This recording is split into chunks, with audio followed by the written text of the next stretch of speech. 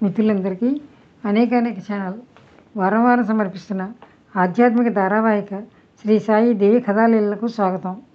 మిత్రులారా, క్రితం సంచికలో బాబా ఒక సన్యాసి రూపంలో ఇద్దరితో వచ్చి దేవికి తనిచ్చిన మాట నెరవేర్చుకున్న కథ చెప్పుకున్నాం. దేవి ఇంట్లో ఉద్వాపన సమారాధనకు ఆహ్వానించబడి బాబా సన్యాసి రూపంలో ప్రకటితమయ్యారు. బాబా లీలల చిత్రం. ఒక్కోసారి ఆహ్వానించకుండా తమంతట తామే వస్తారు, మరొకప్పుడు చిత్రపటం రూపంలో వస్తారు, ఒకప్పుడు దైవ మానుష రూపేణాన్ని ఎవరి రూపంలోనూ వస్తారు, లేదా తమంతట తామే పార్థివ దేహంతో వస్తారు, ఒకప్పుడు తమంతట తామే ప్రత్యక్షమవుతూ ఉంటారు. అంతులేనిది బాబా కృప, అత్యాశ్చర్యకరం. ఒకసారి ఈ విధంగా హేమాత్మంతును అనుగ్రహించిన అనుభవాన్ని వింటే అమితమైన ఆశ్చర్యం కలుగుతుంది.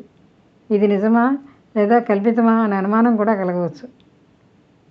ఈరోజు అపూర్వము ఆశ్చర్యకరము అయిన బాబా యొక్క ఈ లీలలు చెప్పుకుందాం.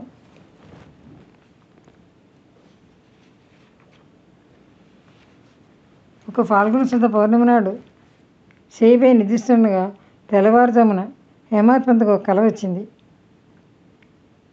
చక్కటి సన్యాసి రూపంలో బాబా అతనికి దర్శనమిచ్చి అతన్ని మేలుకొల్పారు. నేను ఇవాళ భోజనానికి వస్తాను అని చెప్పారు.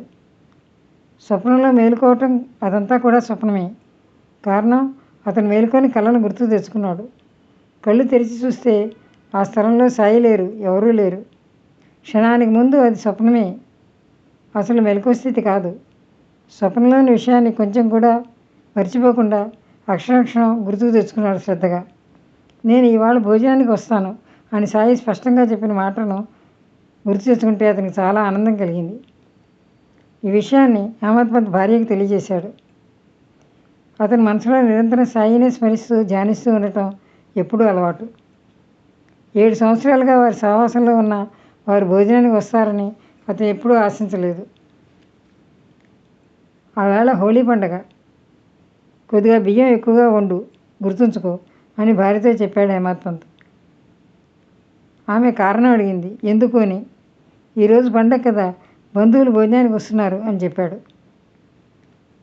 ఆమెకు ఎంతో జిజ్ఞాసతో ఎవరు వస్తున్నారు అని అడిగింది కుతూహలంగా. అసలు విషయం చెప్తే ఆమె అపహాస్యం చేస్తుంది, నమ్మదు. ఈ విషయం బాగా తెలుసు హేమాత్మంత్కు. అయినా అసత్యం చెప్పకూడదని ఆమెకు నిజాన్ని ఎంతో శ్రద్ధగా చెప్పాడు. తన కళ ఉదంతా చెప్పాడు. ఇదంతా శ్రద్ధా విశ్వాసాలపై ఆధారపడి ఉంటుంది. నిజమైన అబద్ధమైన వారి వారి మనోభావాలను అనుసరించి ఉంటుంది. ఆమెకు నమ్మకం కలగాలని ఎంత ప్రయత్నించినా ఆమెకు విశ్వాసం కలగలేదు. బాబా షిరిడీ నుంచి ఇంత దూరం ఎందుకు వస్తారు? మన హోలీ పండుగ భోజనంలో గొప్పతనం ఏముంది? షిరిడీలోని మృష్టాన్న భోజనాలను వదిలి మన ఇంట్లో సాధారణ భోజనాన్ని సేవిస్తారా అని ఆమె అనుమానంగా అంది. దానికి హేమాత్మంత్, కొద్దిగా వంట ఎక్కువ చేయడానికి నీకేమిటి కష్టం? మన ఇంట్లో దేనికి లోటు లేదు కదా. సాయిబాబా ప్రత్యక్షంగా అతిథిలా వస్తారని నేను నీకు చెప్పటం లేదు. ఎవరో ఖచ్చితంగా వస్తారని మాత్రం నా నమ్మకం. నీవు ఎలా అనుకున్నా సరే నేను వారిని సాయి సమానులుగా భావిస్తాను. ప్రత్యక్షంగా సాయి అని భావిస్తాను. నా స్వప్నం నిజమై తీరుతుంది అని చెప్పాడు. ఆ తర్వాత మధ్యాహ్న సమయాన యథావిధిగా హోలీ పూజ ముగిసింది. భోజనానికి విస్తరలు వేశారు. పుత్రులు, పౌత్రులు, కూతురు, అల్లుడు, బంధుమిత్రులు మొదలైన వారంతా తమ తమ పంక్తుల్లో పీటలపైన కూర్చున్నారు. చక్కగా రకరకాల రంగుల ముగ్గులు వేశారు. ఒక ముఖ్య పంక్తిలో మధ్యన సాయిబాబాకు ఒక పీట వేసి పళ్ళెంలో అందరితో పాటు వడ్డించారు. పళ్ళెం చుట్టూ రంగురంగుల రంగవల్లులు దిద్దారు. అందరి దగ్గర చెంబు, పంచపాత్ర, ఉద్ధరిని ఉంచారు. అప్పడాలు, వడియాలు, వడపప్పు, ఊరగాయలు, పెరుగు పచ్చడి, రకరకాల కూరలు, ఎన్నో రకాల వంటకాలు, తీపి పదార్థాలు తయారయ్యాయి. 12 కాగానే ఒకరొకరు మడిగట్టుకుని వచ్చి భోజనానికి పీటలపైన కూర్చున్నారు. వేరెవరూ రాలేదు. అన్ని పళ్ళాల్లోనూ నిండుగా రొట్టెలు, అన్నం అన్నీ వడ్డించారు. పదార్థాలన్నీ. అక్కడ ఏ లోటు లేదు. మధ్య పల్లెం వద్ద మాత్రం అతిథి లేకుండా స్థలం ఖాళీగా ఉంది. అదే లోటు. ఎవరైనా అతిథి అదో బంధువు రావచ్చు అని ఎంతో సేపు ఎదురు చూశారు. అలా ఎంతసేపు చూస్తారు? హేమాత్మంత్ మనసులో అనుమానం. చివరికి వెళ్ళి తలుపు గడియ పెట్టాడు.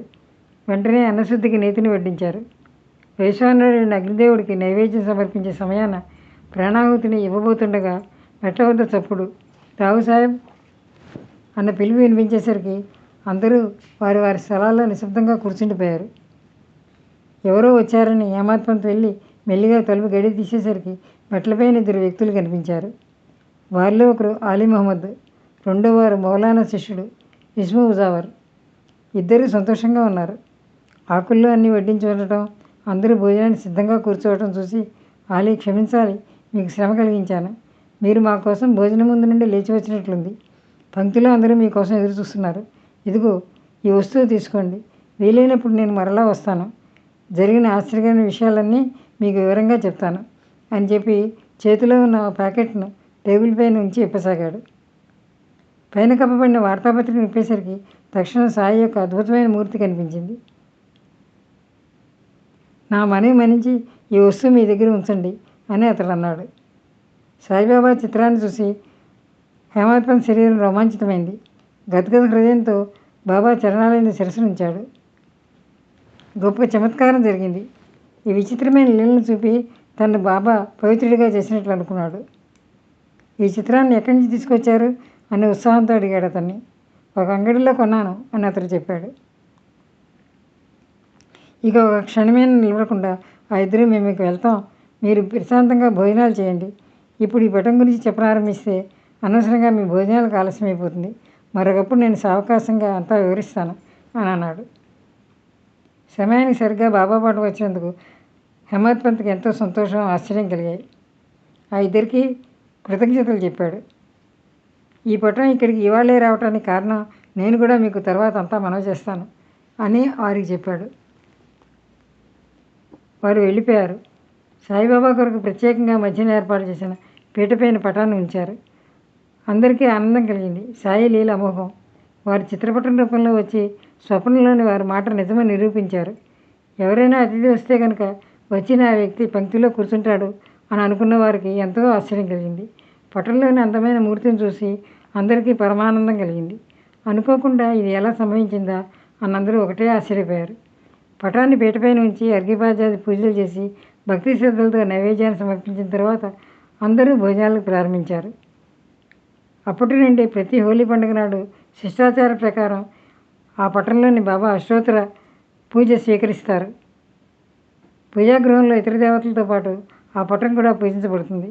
ఈ విధంగా బాబా తమ అపూర్వ చరితాన్ని భక్తులకు అడుగడుగునా చూపిస్తూ ఉంటారు. తర్వాత ఇద్దరు వ్యక్తులు ఇవాళ రేపో కలుస్తారు అని ఆశపడుతూనే ఉన్నాడు హేమాత్పంత్.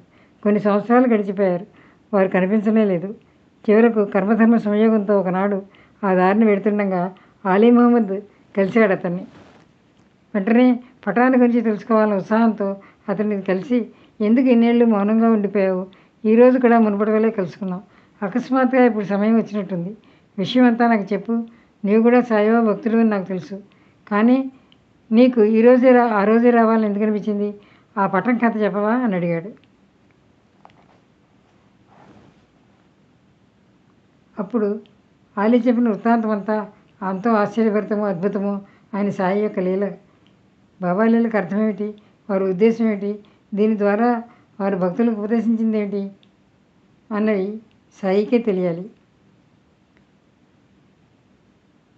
భక్తులకు ఎంతో శ్రేయస్సు కలిగించే ఈ లీలలు మనం చెవులతో వినటం లేక నోటితో సాయి లీలలు గానం చేయడం చేయాలి. వచ్చే అధ్యాయంలో ఈ పటం యొక్క మిగతా కథను తెలుసుకుందాం.